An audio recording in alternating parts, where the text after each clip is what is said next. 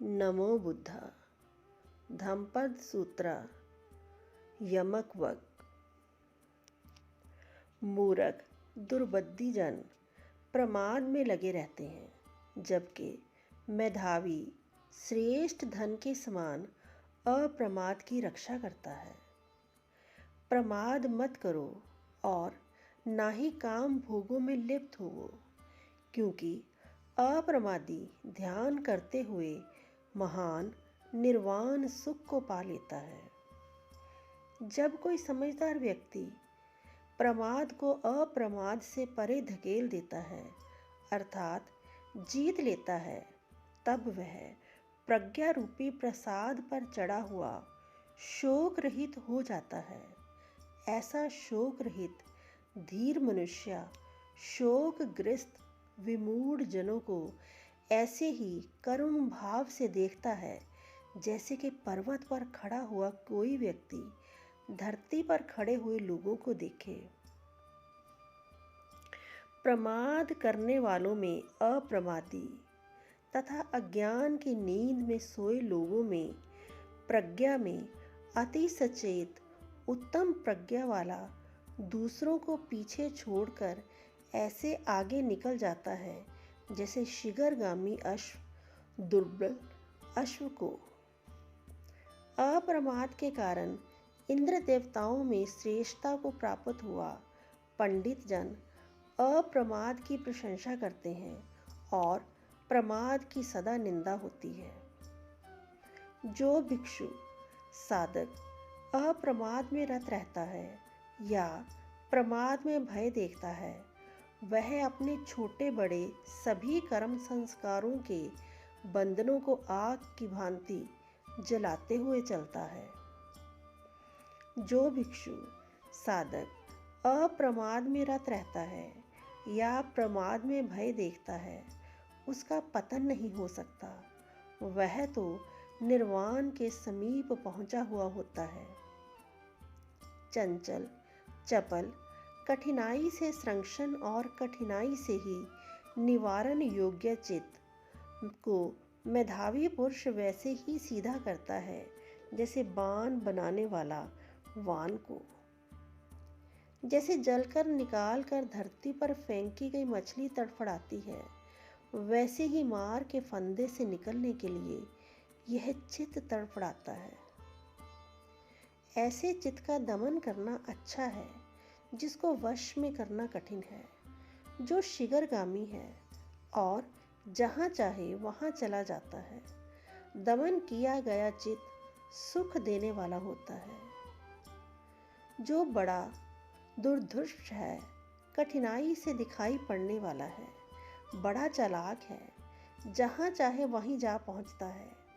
समझदार व्यक्ति को चाहिए कि ऐसे चित्त की रक्षा करे। सुरक्षित चित्त बड़ा सुखदायी होता है।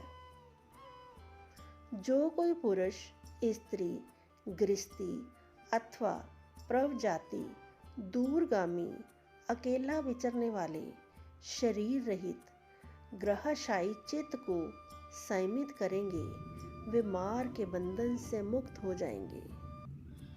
जिसका चित्त अस्थिर है, जो सद्कर्म को नहीं जानता, जिसकी श्रद्धा दोलायमान है, उसकी प्रज्ञा परिपूर्ण नहीं हो सकती।